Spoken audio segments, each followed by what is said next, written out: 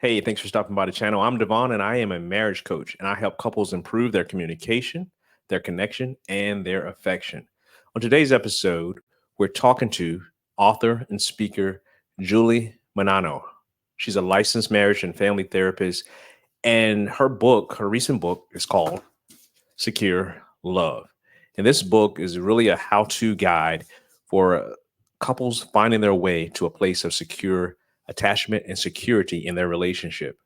Now, this whole work of attachment theory has gone on for several years. And today Julie's going to help us unpack the history of attachment theory, why she's passionate about it, and why it has the potential to improve so much in yourself as an individual, as well as your relationship. I want to give you a bit of an origin story, and I want to hear your origin story. And when it comes to this whole dynamic of attachment theory, because it's something that my wife and I have recently embraced and began to understand. And my origin story is this: I was, doing something in the garage one day, just hanging out, tinkering as most guys do. And my wife sent me something. She says, "Hey, I want you to take this quiz." And I go, okay, cool. We've done quizzes, Strengths Finder, Mhm. love languages, Dr. Chapman, all those fun, things to find out about self-discovery. And I go, okay, well, what's this? We're kind of geeks about it, all this stuff. So I take the Sure. quiz, and when I tell you that my life changed and my eyes were open as an individual, but also as a husband, it's an understatement. It was amazing how much began to flood my mind as far as things that we had walked through, problems and challenges we've had over the last 19 and a half years. It began to get real for me. It began to add some, how can I say it? It began to get some clarity. And I Mhm. really want to make sure that people understand how important this work is. I think this is by far one of the most important uh, dynamics when it comes to interpersonal relationships that we can even begin to talk about. And I want to encourage every couple that's listening to find out about this attachment theory. That's why you're here. That's why you clicked on this. Hopefully, we're gonna unpack a lot here today, and I want you to really geek out with this, if you will, to really understand what's going on with this theory, because it is going to improve you as an individual, but also you and your relationship. I believe it's going to be beneficial. So, Julie, without further ado, I would like to hear your origin story. How did you find out about attachment theory, and why are you so passionate about helping people understand more about it? Yeah, thank you. So first of all, lovely story. I'm so glad that this lens has helped you make some sense of things. And, when we can make sense of things, it's always useful. That can be very useful as far as helping us know what to do to change.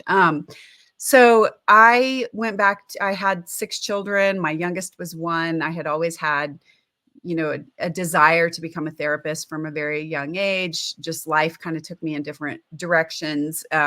So I decided to go back to grad school when my youngest daughter was 1, because I was just really, I was a stay-at-home mom. I was just really struggling. I didn't know anything about like emotional connection a lot. I wasn't raised in a home where there was a lot of healthy emotional connection. And so I did not know how to provide that to my children. I had this drive, like most moms do, to be the best I could possibly be for my children. And that wasn't happening. I didn't feel that, sense of I, I always tell this story, and I think I don't want to paint the picture as too extreme, because my kids were, generally happy and healthy, but moms were Right. always going to Right. want to get that next level. So I knew something was kind of missing.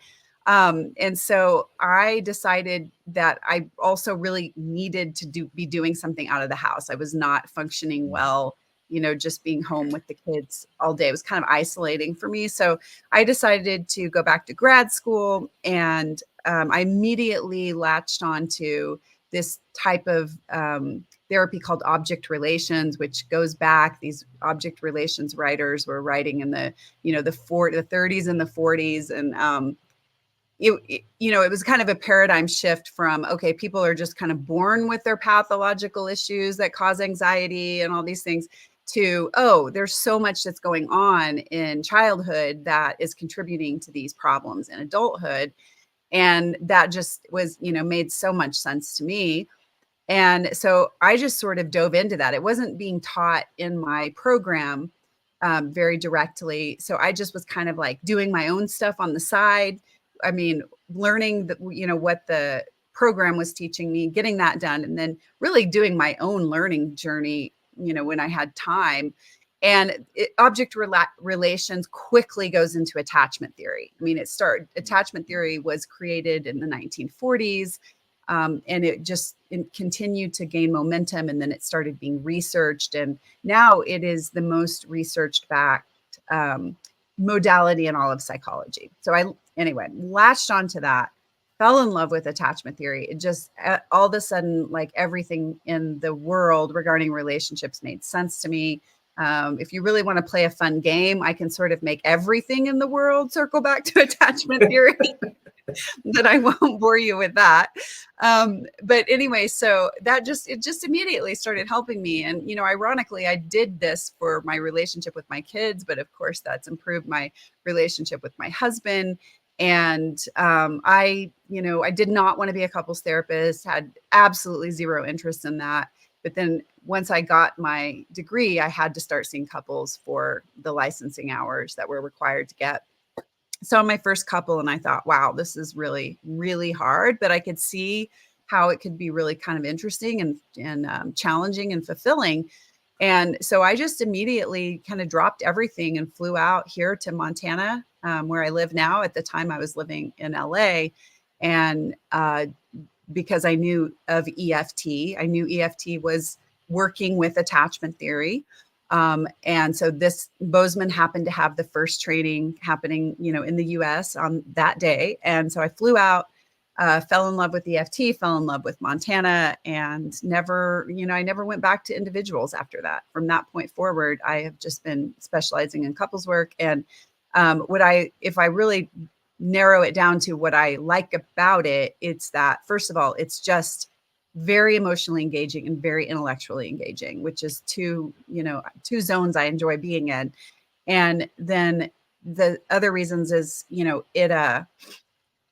I'm helping people not just have a safety bond with me as a therapist. I'm helping them take that safety bond home with them. And that feels really good for me. It felt like with individual therapy, which is wonderful, and I highly recommend it.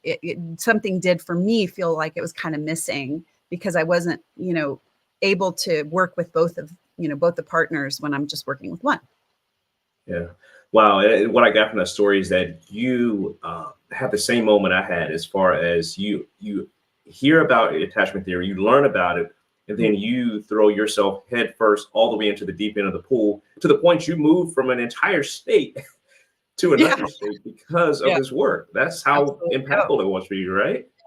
It was. And I walked into that room of therapists, and, I don't know if you know a lot about therapists, but therapists can be, there can be a lot of kind of competitive vibe when you go to training. So, some therapists are humans, right? And so sometimes it's, not the most welcoming environment. But I walked into this room of EFT therapists in Bozeman, that day, so many years ago. And I walked in, and something felt very, very different about the EFT therapist. There's just a different mindset. It just felt very warm. The material that we're absorbing in these trainings is so safe and so holding and so, stimulating, but also safe. And that just really shows in the energy, just in the trainings. And I just really had a feeling like, this is my home. This is where I'm meant to be. Yeah, you use the word safe, and that's really the whole crux of this conversation. Is about safety and finding security. And I want to really quick, and we'll talk more about this a little bit later. But this is your book.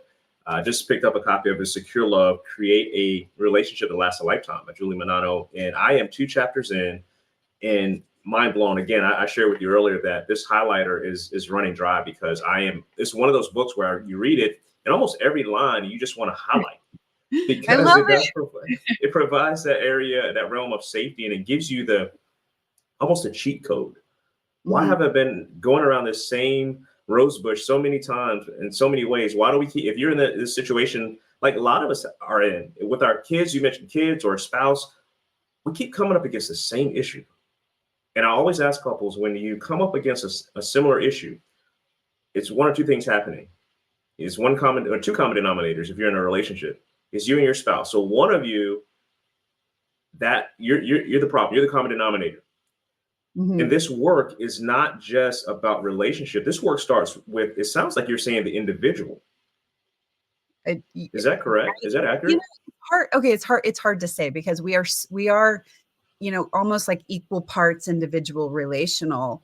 You just can't separate humanity out from the Mm, relational component. So it's almost like the two are so feeding together. I mean, when we start out in life, like we're really kind of 100% relational. We mm, rely 100% on our, usually mother who's feeding us and, as just as newborns speaking. And we're relying on other humans for nervous system co-regulation. That's why touch is so important. I mean, babies will literally die without touch or and so we start to develop a sense of self, a relationship with ourselves in infancy based on our relational. So it's almost like to some degree we are more relational than we are individual, right? But here's the catch. If you grew up in an environment where you kind of didn't get a healthy relationship with yourself because you didn't have healthy relational relationships, then you have to do this work as an adult. You really do have to learn to parent yourself. What happens with children and infants is that they integrate their good enough parent into them. That they have good enough parenting, they have emotional availability. They're able to integrate that in as a part of themselves. So they effectively become their own parent, right? We become our own parents inside of us. That's how we treat ourselves. And so if you didn't get the right amount of that as an adult, you do have to develop that within yourself. But at the same time, having a healthy, safe, supportive relationship fosters that development. So it's all truly just all working together, but you cannot remove that self work piece, which again, in this weird conceptual way, it's hard to understand, is also the relational piece. It's always relational, it's yeah. all relational. Yeah, that was really powerful because that gives me a different filter and lens to look at it through. Mm-hmm. Because from the moment of conception, there's that interdependency. There's that relational piece. Yes. I'm dependent upon someone else to help me just survive this Yeah. life, and that continues on. And the older we get, that still continues. It just looks different and feels different. And what you just described was attachment theory. Because I was going to have you give an overview of what attachment theory is, but you just kind of gave it to us there. Yeah, there's so many different ways to explain it, and that's just kind of one way to put it into words. And if you think about this too, it's like you said, at the beginning of our lives, we are attached, right? We need to be attached to be safe and secure, and then like go all the way to our deathbed, right? Like it's kind of just a given that you want to be with your loved ones as they're passing. You want your loved ones there. You want them holding you. You want them touching you. You want them engaging with you. But then somehow we developed this idea that all the years in between there, we're supposed to be these like radically independent people. There are some people who kind of see it that way. And it's Yeah, interesting that why are we missing this big, huge gap? yeah. And it almost feels like, and this, I want to find out more about that and talk about the different styles, but it almost feels like society and current state oftentimes makes us hyper independent and focuses on hyper independence with, you will live in the social media era, my this, iPhone, things of that nature. It's all Oh about my I and gosh, I my, thought right? about that. Yeah, that's funny. Right. So here we are in this culture that focuses and hyper focuses on independence, but Mhm. we can't neglect or negate the fact that we're all, to some extent, whether you're single or not, there's some level of interdependency that you have. You think about even the business realm, the business relationships where you're dependent upon other people, your boss. And I've even seen some studies where they talked about how this attachment theory and attachment styles show Mhm. up in the workplace. So Definitely. it goes beyond just the romantic relationships and the familial relationships, right? Very much so. I mean, I think that, I definitely narrow it down to couples relationships. And I would maybe say child parent relationships because I do have, my own children that I'm constantly doing this work. I'm not an expert in child therapy. There are different, attachment needs, different levels of emotional expectation. So I like to say that like, the most energy is in your closest relationships outside of work and even friends, but that energy absolutely shows up all over. I mean, really all over. Even with a person that's checking you out when you're buying things at the market, attachment energy is going to show up there.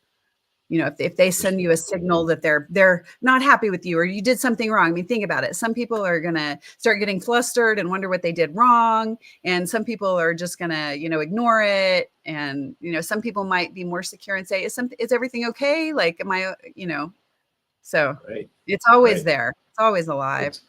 It's always there. So tell us a little bit about, we've given kind of an overview, high level overview of the theory. What are the various attachment styles? Can you give us kind of high level overview of what those are?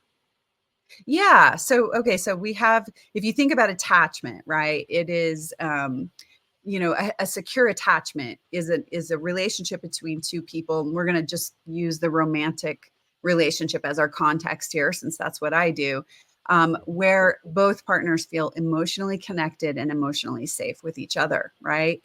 And what happens when you start to disrupt that emotional connection and that emotional safety is you start to create some fear. Like we're designed to be afraid when our connections are threatened because we're designed to fear abandonment. We're designed to fear rejection because of this whole thing about needing other humans to help us function in the world and stay safe from predators and build shelter. We just have this drive to be connected. And so when that attachment bond is ruptured and now all of a sudden we don't feel close and we don't feel safe, people are generally going to respond to that rupture in one of four ways. They're going to either respond with, oh my gosh, I'm overwhelmed. This is terrifying. Their body's going to get just really dysregulated. And they're going to go into this urgent state of get connection, close the distance, resolve the problem, somehow get back to connection or get back to a sense of safety. And that's going to come out in kind of some frantic ways. It can come out in like protesting behaviors. You're this, you're that, blaming your partner, anything that you can do to get that partner to pay attention to you and to respond. If you've learned that's the way to get it, right? Then you have the second group, which is avoidant attachment, where their strategy is just kind of cut myself off from the feelings. Their body holds the feelings, right? And we know Mm. this because the avoidant children in these early studies on attachment, the children who were categorized as avoidant actually had higher levels of physiological arousal, higher blood pressure, higher heart rate, higher any signs of inner stress across the board than the children with anxious attachment who are crying and screaming, right? These avoidant children are sitting there looking so flat. So the feelings are there, but they have somehow managed to, their strategy is subconsciously disconnect from it, right? Mm. So they don't really recognize they're doing this, but that's how they survive. So their MO is let's just get away from anything that's going to make this trigger worse. Let's just push away the topic. Let's just disengage. Let's just try to appease. Let's just try to make them happy in any way possible. Or let's just try to defend myself. So then they'll see that they're seeing me in this wrong way and they won't be mad anymore. Then you have this disorganized attachment, which is, I like to describe that as, okay, you take a blender, you pour in some anxious, you pour in some avoidant, you sprinkle it with trauma, you blend it up, Mm. and then you just pour it on the counter, not even into a glass. It's just really, it's a lot of stuff going on. It's a mixture. It's really not predictable. I've written some articles on psychologytoday.com about disorganized because it's very difficult to kind of describe it because of the unpredictability. It's hard to kind of nail down, right? So just think, if someone has like really extreme responses, really unpredictable, like bigger, that is probably disorganized attachment. And then we have secure attachment. And that's someone who's going to feel the pain. Hey, this doesn't feel right. Like we have this disconnection here. But I trust that we can maybe work through this and kind of find our way back to each other. Because I've had experiences of ruptures and repairs in my life over and over. And so I feel the pain, but I'm not dysregulated, but I don't need to cut off from the pain. And I can kind of go into this conversation from a place of a balance of heart and head, right? And hey, let's kind of talk about this. I know there's a lot coming up for you right now. And I want to help you with that. And here's what's coming up for me right now. How can we kind of help each other get back to our close, safe, secure connectedness? And we don't expect any couple to ever maintain that perfectly. It just doesn't happen. We are going to have life happen and triggers and all of these things that are kind of inherent to just being in a relationship with another human. So the goal is really, to have fewer ruptures, not to be a couple who's constantly battling these escalated, what I call negative cycles, and to really be able to have much faster repair and to spend more time in that sweet spot of secure attachment. Awesome. Thank you for sharing that and giving us that overview of those I believe it's four types you unpack there. Um, Yes. Now, there's been a good deal that I've noticed written in various spaces, social media, books, articles about Mhm. the avoidant and the anxious and Yes. how problematic those two extremes can be. Can you help us Mhm. dial in and have some understanding about that dynamic? And maybe there are folks out there that have taken the quiz and they go, you know what, we're in that category, and ooh, Yeah. can we make it? Can you give us some maybe some ideas of what that Mhm. controversy is all about? Is it really that extreme and really that more difficult than other types of attachment styles being in coexisting? Absolutely not. Absolutely not. An anxious avoidant dynamic, this is going to sound crazy and out there, so just stay with me here, people, is the second best option. Okay. Mm, So of secure is always the gold standard, right? That's what we're looking for. That's the only real path to true happiness in a relationship and fulfillment. But anxious avoidant is the second best. I don't want to say best option, but it's the second most sustainable option. There are people out there, many, many, many, many, many people who are in an anxious avoidant relationship and they're relatively, they get by. Look at grandma and grandpa, right? How many of us know grandma was always the one talking, fighting for connection, getting escalated, emotional? Grandpa would sit there and just be grumpy and not say anything and never really talk about anything but the weather, right? I mean, am I painting a picture you can relate to? Okay. That is an absolutely, avoidant absolutely, dynamic. They were married for 89 years. They figured out how to make it work. You see beautiful pictures of them. That isn't necessarily bad in and of itself, but there's something right, better. And the reason that it right. works is because it creates emotional balance.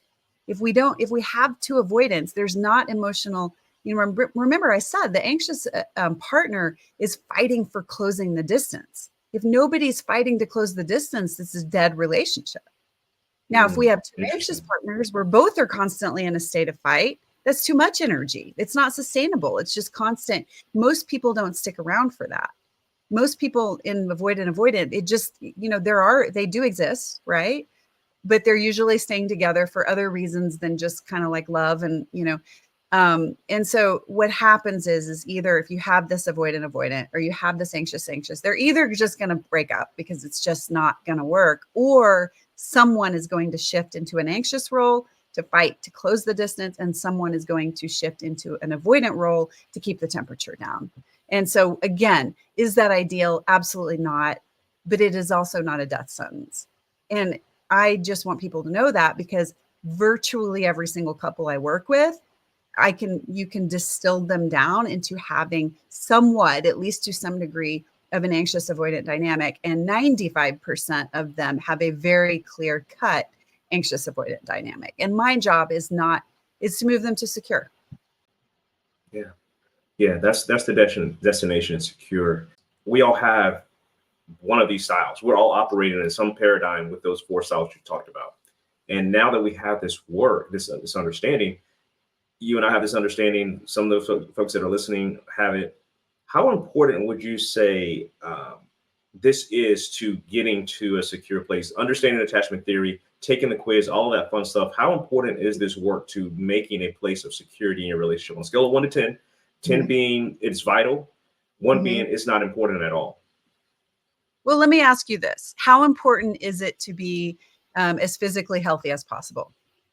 Mm, And I don't mean like, supermodel or, athlete level fitness. I'm just saying, how is it important to you to mhm, feel good in the world? The rest, you and I are both 47 years old, right? mhm, 1976, mhm. we're Gen X, we rule, right? Um, Yeah, that's right. It's a great were year. you a latchkey kid? I was a latchkey kid. Yeah, Um, yeah. so- yeah.